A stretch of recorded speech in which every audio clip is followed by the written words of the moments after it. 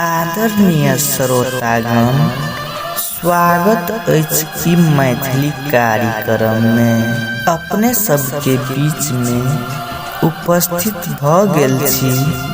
Maithili star entertainment के साथ में हम अनिल शाह। बड़ खुशी लगैया कि अपने सब इस चैनल पर आबि कर एगो दुखी के दुख बांट दै छी।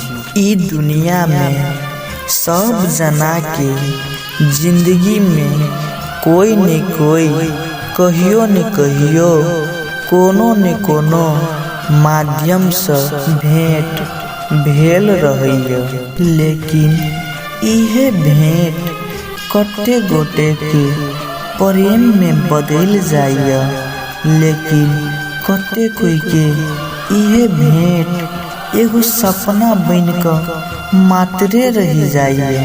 अगर अहूँ सब किनको से प्रेम केने हैं, किनको से धोखा पेने हैं, तो जरूर हमरा पत्र पठा कर साथ दे सके छी। अहाँ सबके पत्र मैथिली स्टार यूट्यूब चैनल के माध्यम से जरूर प्रसारण हेते।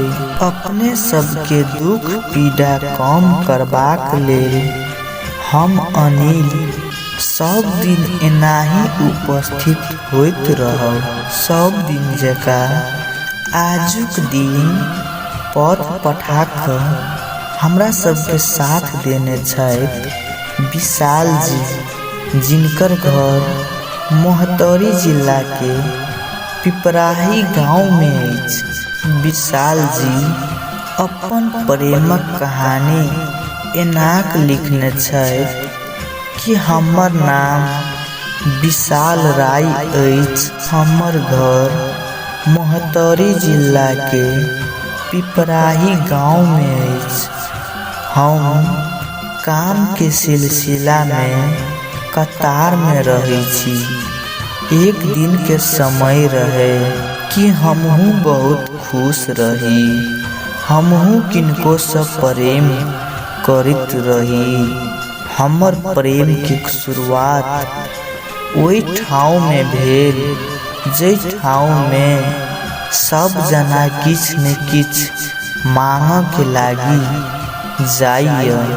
हमहू गेल रही बाबा के नगरी जल ढारा के लेल। जब हम जल लकर जाइत रही तो रास्ता में एगो बहुत नीक लड़की सेहो जाइत रहे।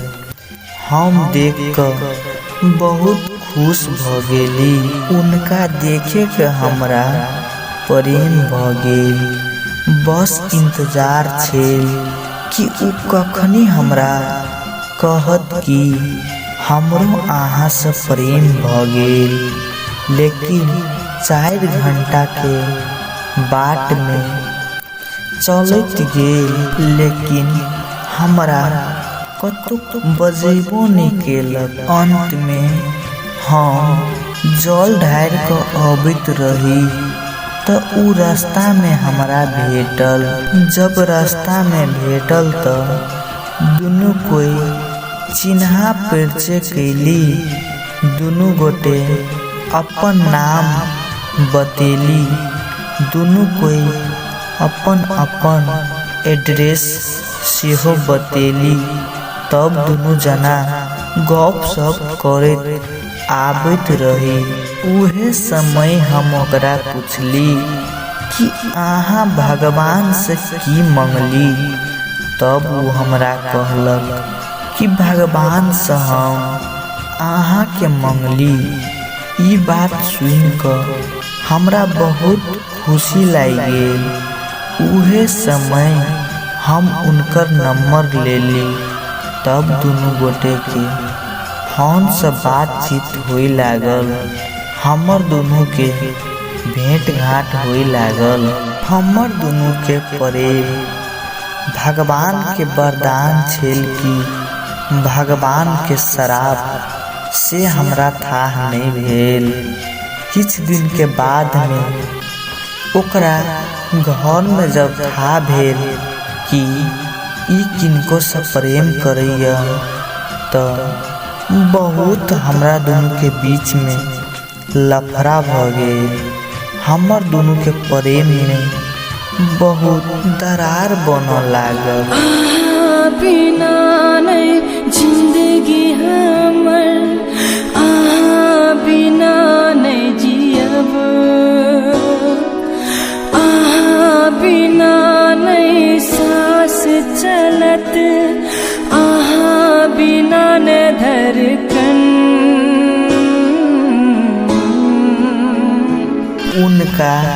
उनकर मम्मी पापा उनकर मामा के घरे पठा देलक।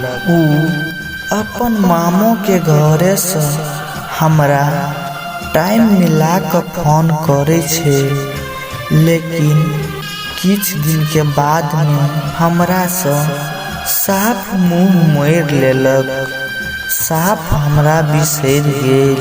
बहुत दुख कष्ट में जिए छली, बहुत भुलाबऽ के कोशिश करे छली, लेकिन भुलाबऽ नहीं पाबै छली। उनकर कोयल सन बोली हमरा दिल से नहीं जाय छे, भुलाबऽ नहीं पाबै छली ओकर कोयल सन बोली। साथ अगर दोगे तो मुस्कुराएंगे जरूर, प्यार अगर दिल से करोगे तो निभाएंगे जरूर। कितने भी कांटे क्यों ना हो राहों में, आवाज अगर दिल से दोगे तो आएंगे जरूर। प्रेम में किया रुसवाई,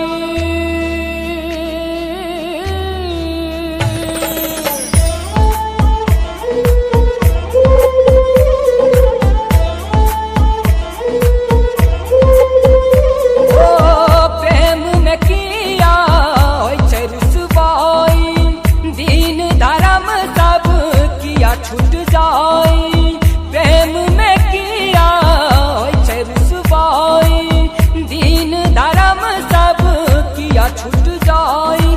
प्रेम में किया रुसवाई, दीन धर्म सब किया छूट जाई। प्रेम न जाने हिंदू ईसाई, सबसे ऊपर प्रेम छे भाई। प्रेम से बनल दुनिया सारा, ईश्वर अल्लाह सबके प्यारा। एक दूसर के साथ न छोड़ब, प्रेम से सारा दुनिया के जोड़ब। प्रेमी सबके अलग न करू, हाथ से हाथ मिला के चलू।